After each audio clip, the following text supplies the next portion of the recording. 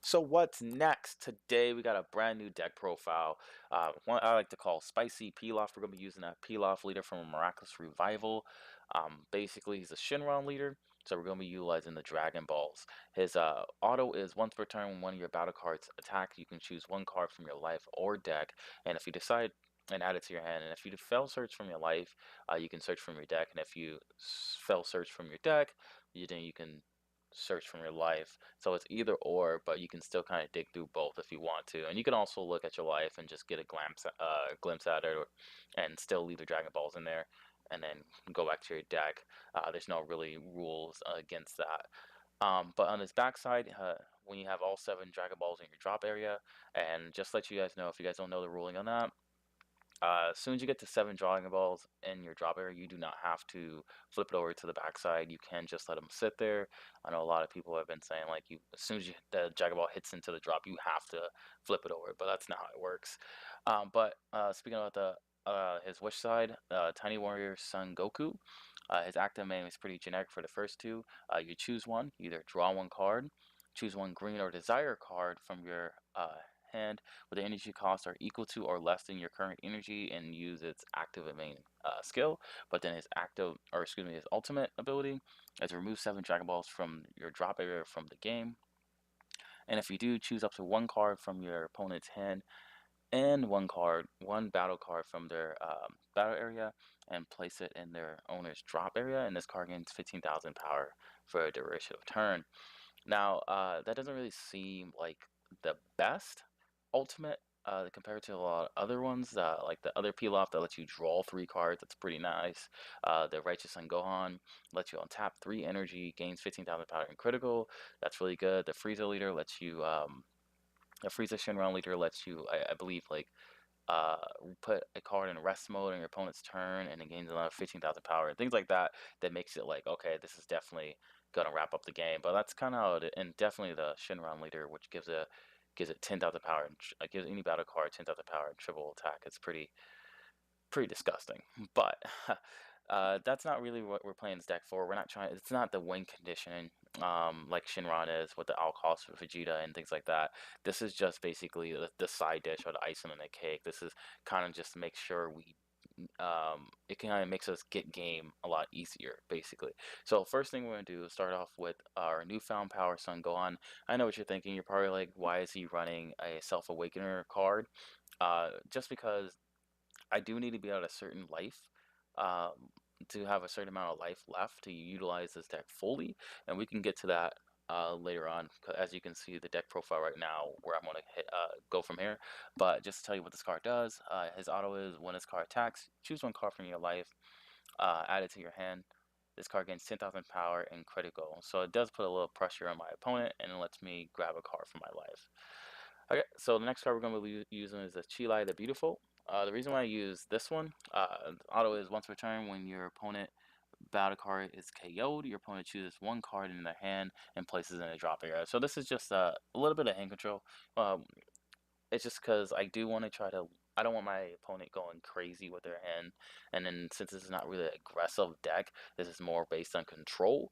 I just want to make sure that my opponent's not going too crazy. There's risk for um, everything they do, every action, then it's going to give them a reaction. So they're not going to just have a ton of blockers on the field and things like that. And then throughout this deck, there's going to be a lot of KOing that we're going to be doing. For our super combos, we're running that defensive stance SS Vegeta, just because it's a sparking super combo. We don't really play any overarm in this deck, so we're going to always have this active. We kind of want this active early game. We don't want to go to 4 life too quickly, but typically I like to think when you're playing a Shinron, Shinron deck, you want to play protect your life. But like I said, we do want to get to the 4 life relatively quickly if we can. At least after like energy 3 or 4, just so we can utilize our cards better. Okay, so we also run the Hyper Training SS Son Goku. So basically, the active main on this card is for 1 green energy. You place this card in your owner's drop area. Choose up to 1 green skillless battle card with the energy cost of 2 or less from your deck or drop area and play it. Then shuffle your deck if you look through it, basically. So the reason why I play this card is just because it's a Child's Wish target, which I do play Child's Wish. because it's 2 energy and it's 1500 power, and just because it lets me also play another battle card as well after. So I swing with it and play another battle card. So for my next card, we use Spirited Search SS Trunks. So this is the reason why I want to get to that certain amount of life, because when you play this, its auto is when you play this card, if you have 5 or more life, then you can choose up to 2 Dragon Ball cards from your deck and place them in the drop area. So in the beginning, like I said, I want to be at a full life or at least above 5 until I get all my Dragon Balls into my drop. And then his active main skill is once per turn, when your life is at 4 or less, choose one green or black desire card from your drop area and add it to your hand. And that's why I want to get to 4 life. So sometimes when you're playing a Shinron leader, sometimes people and against another Shinron leader, like they won't attack you for a while. So I just need some cards to actually affect my life. And if I play Newfound Son Gohan and they haven't like wished or anything or haven't found their child's wish, I can kind of get to my combinations first. But if I'm stuck at like 5 or 6 life through an entire time, and they're kind of baiting me out just because they don't want me to play my Spirited Search SS Trunks so I can get my combos, I need something that can get me there. And I can always Child Wish, Newfound Power Son Gohan, swing again, and then take a life. Okay, so for our training SS Son Goku's target, we're going to be playing one Super Saiyan Son Goku, um, and it's just a skills card, 2,000 or 20,000 beat sick pretty much. And the reason why I only play one, and like I've been debating on this, like it's just because it's always searchable. If I don't draw it, that's perfect. I don't want to draw it, to be honest, because I can search it from my deck, and then I'm not gonna ever charge it. And if it hits the drop area, that's fine. If it hits the warp area, that's it kind of sucks. But if the opponent warps it, just because it kind of makes my combos a little less you're a little less versatile. But at the end of the at the end of the day, I just had to make something. I just had to fit something in. I mean, I might make a couple more edits after this, but this is the funnest way I wanted to play it without being it so generic. Okay, so my next card is going to be the Kawaii Kai Master, and now this is pretty much a free card. At the end of the combo, this auto is at the end of the combo. After a combo with this card, basically you just if your leader card is green, you just play this card. So this is the green Freehan. Just another board presence, because this deck is going to be about a lot of board presence, and then we're going to be utilizing our energy a lot as well. And since we don't restand in this, we're not running any blue, we're just running green and black. So for energy, it's like once we're tapped out, we're pretty much tapped out, so we got to use it wisely. And then for our next card, we're going to be using Vegeta Fully Recovered. Now this card, in my mind, is definitely undervalued. This card is pretty broken.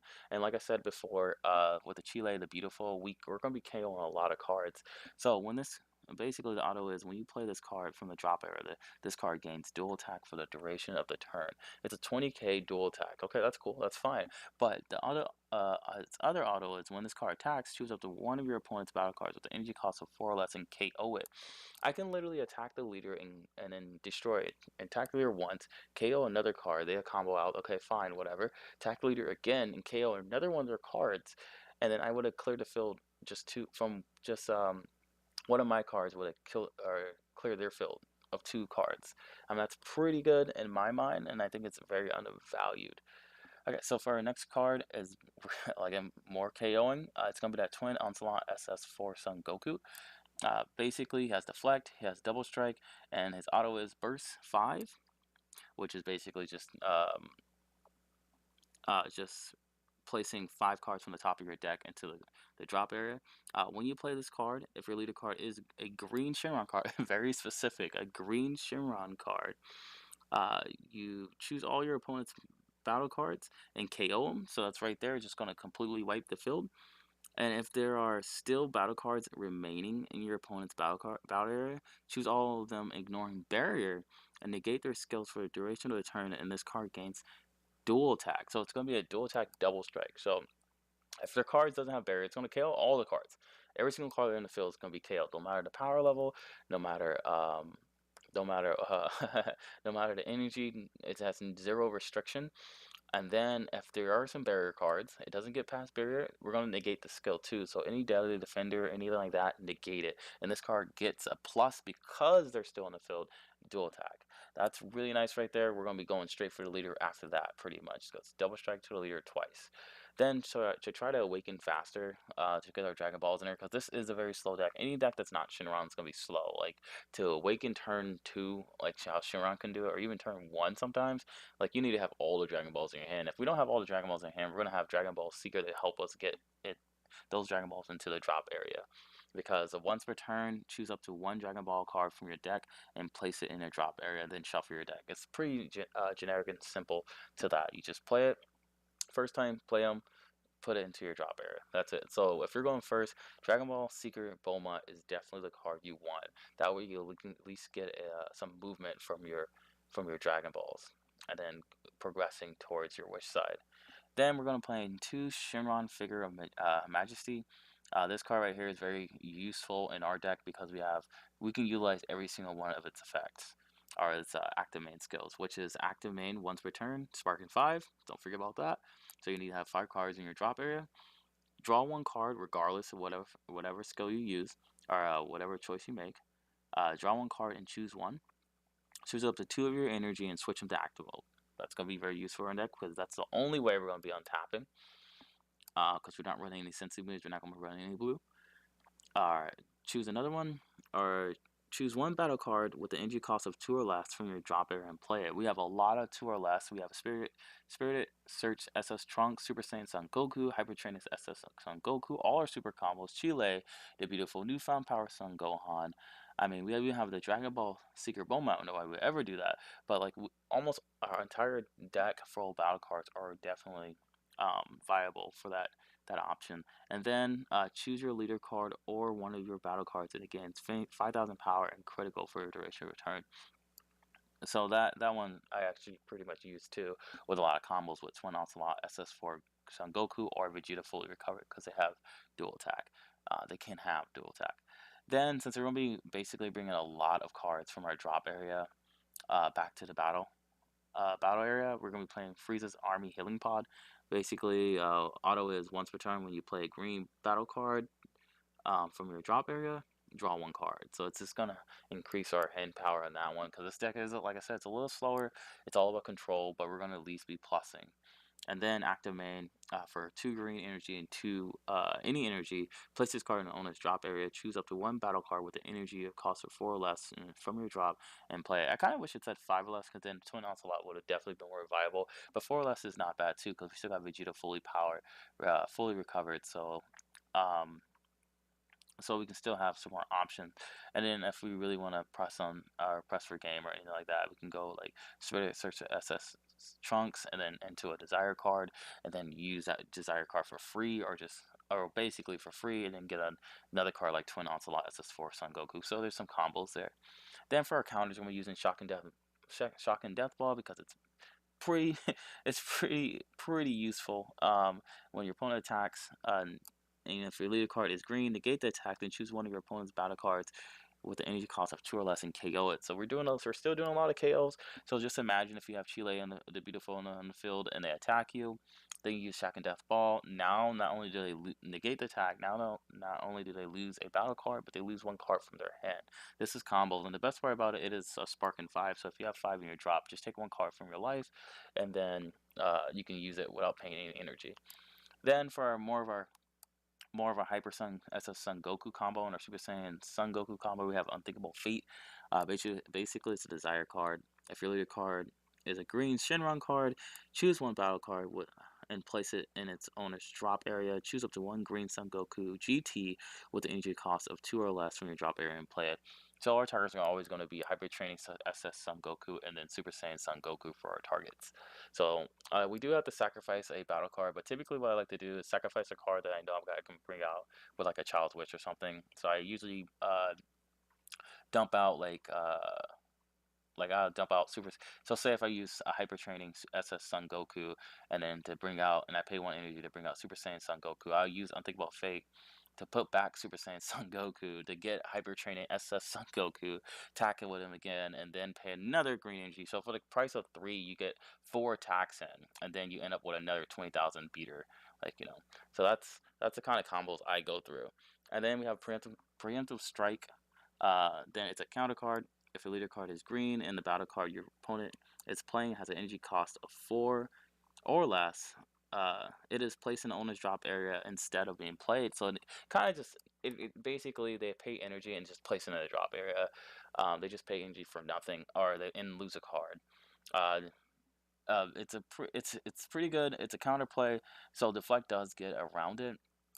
But for 4 or less, it's like if they play at all costs Vegeta or anything like that, or like what I like to use it for is when they play their Bardock right now, since swap is still currently active, then and I don't have a Shock and Death Ball, I will pay 2 energy, and then they'll just drop their Bardock, so they don't get to claim their life or anything. And most of the time, they don't have one